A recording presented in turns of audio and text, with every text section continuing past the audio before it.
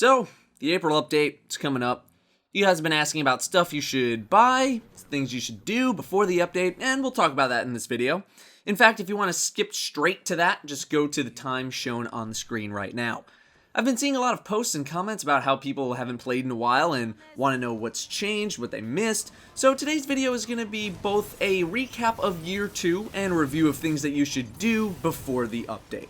The first thing to note is that this update is free if you have the Taken King. If you don't have the Taken King, 1, what is wrong with you? 2, sorry, but you need the Taken King.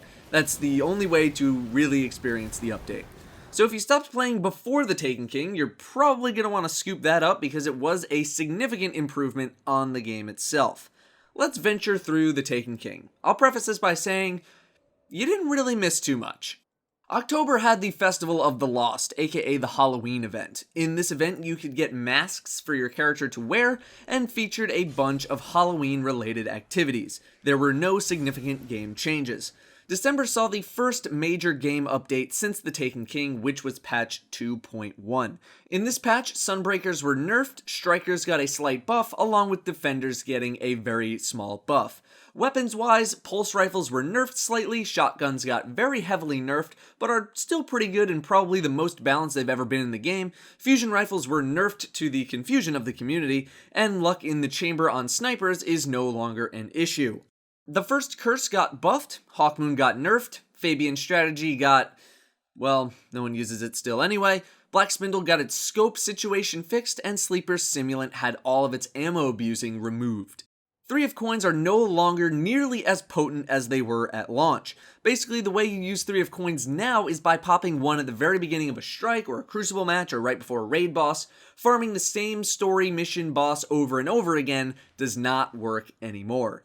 The factions now accept planetary materials in exchange for reputation, each vendor requiring a certain material in order to get reputation.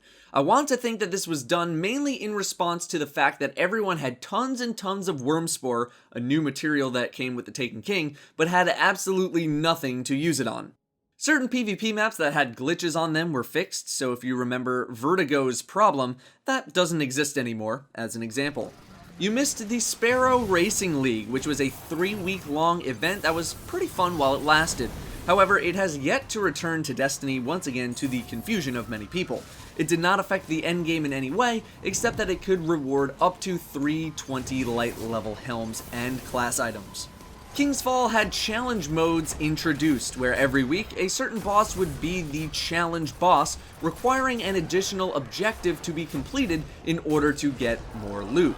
They are still in the game and are rotating every week. They can be done on either normal mode or hard mode. In February, you missed the Crimson Days, aka the Valentine's Day event. It featured some Valentine's Day related activities and the Crimson Doubles PvP mode. It was a limited time event that was only around for about a week. Nightfalls now drop ghosts. This was actually a problem in the very early iteration of the Taken King, but as more and more people got their ghosts, it became very annoying to keep getting them. Their drop rate was then nerfed to not be as common. That's about it. The April update is the most significant update to Destiny since the Taken King released back in September. I highly suggest checking out the videos I've done on the contents of the April update, linked in the description, as they go over everything that you need to know. So now we're here a few days before the update. We're still not sure of the status of the faction vendors, if they're rotating their stock, if they're doing that or not, what's going on.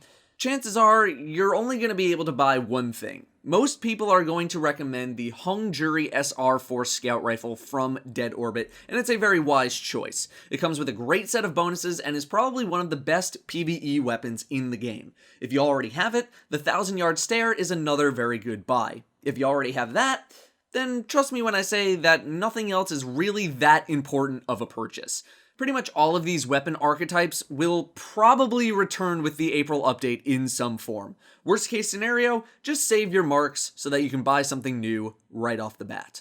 One thing you should go do is, if you are rank 3 with the House of Judgment, you should go buy all of the ships and shaders if possible. These will not be able to be purchased when the April update rolls around. They'll only drop from the faction packages. So, if you can get them, and they'll be saved in your blueprint vendor. This is more of a thing for collectors. If you don't really care, then you don't have to do it. As for engrams and that whole situation, I don't know if saving your engrams will do anything, or rather, do the thing you want them to do when the update comes around. In every game update or expansion that has increased our maximum light level, engrams that dropped before that light increase did not adjust to the new stuff. So, you know how when House of Wolves came around and people saved Dark Below engrams hoping to get new House of Wolves items, and how that didn't work? I have a feeling the same thing will happen with the April update. That's not to say that there's any harm in saving engrams just in case it does work. So, if you want to, just save them and pop them at the update and see what happens. I'm just skeptical that it'll work the way that you want to. It could, but I don't know yet. Next thing, charge your Court of Oryx runes. I'm sure plenty of you have tons of runes laying around if you've been running the raid a lot. Go charge them up and get them ready for the update so you can hopefully score a high light level artifact.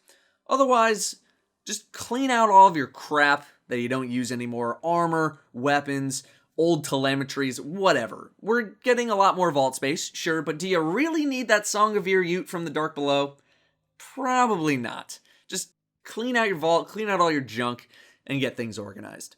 That is what I have for you returning and current players. Basically, if you're returning to Destiny and you've played the Taken King, you really haven't missed anything significant, and if you haven't played the Taken King, well, the list of changes from year 1 to year 2 is a little too much to cover in this video. As for buying current items, I listed a couple, but if you miss them, you're not being placed in a horrible spot, so don't get too anxious about that. That's going to do it for me, guys. Thank you all very much for watching, and I'll see you at the update.